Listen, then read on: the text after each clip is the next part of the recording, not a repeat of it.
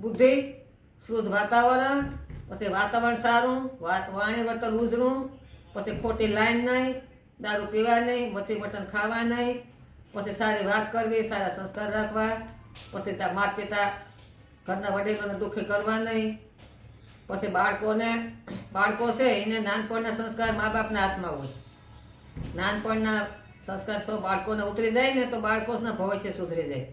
પણ જો મા બાપમાં સંસ્કાર ઓછા હોય તો બાળકોના ભવિષ્ય સુધરે નહીં. ને વાયમાં હોય તો અવેડો ભરાય, વાય ખાલી હોય તો અવેડો ભરાય નહીં. ખેતરમાં વાવણી કરો તો લણવા જાઓ, ખેતરમાં વાવો ને તો ખેતરમાં કંઈ પાક થવાનો નથી. તો ખેતરમાં તમે પછી તાણે બધા જાય, ખેડૂત વાવ્યા હોય લણવા, પછી આપણે જોડીએ પછી દાંતે. હવે ખેતરમાં ઉગ્યું તો નથી ને ક્યાંથી તમે લણો? વાવ્યા સિવાય લણાય નહીં. ભાતા બાંધ્યા હોય પહેલાં આપણે ભગવાનના ભાતા બાંધવા જોઈએ. આપણે ઘરના અંદર વાતાવરણ સારું રાખવું છે. મનુષ્ય તો એક જ વખત મળવાનું છે.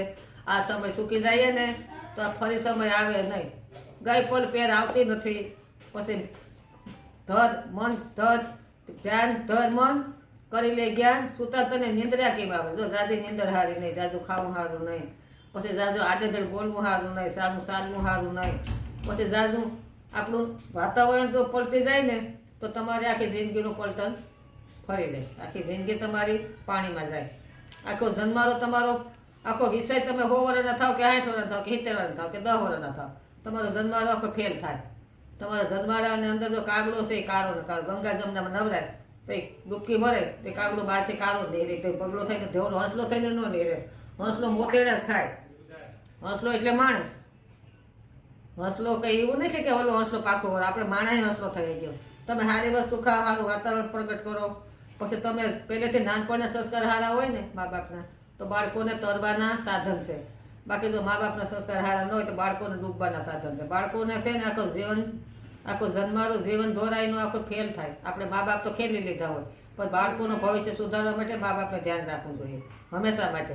જો મા બાપ કાસા હોય ને તો બાળકોની જન્મારો કાસો થઈ જાય. બાળકો પછી એના મા બાપ કરતાં નબળું જીવન જીવી હવે, એ સારું જીવન ન જીવી હવે.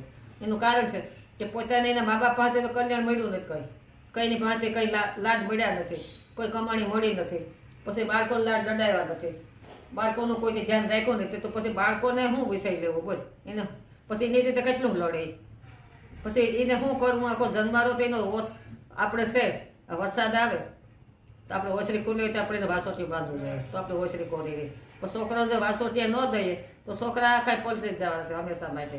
કેમ કે કારણ કે એને વાસોટ જ મળ્યો નથી, આખા ભીંજાઈ જ ગયા, એ કોરા ક્યાંય રહ્યા જ નથી હંમેશા માટે. પછી આપણે હેરી પડો છે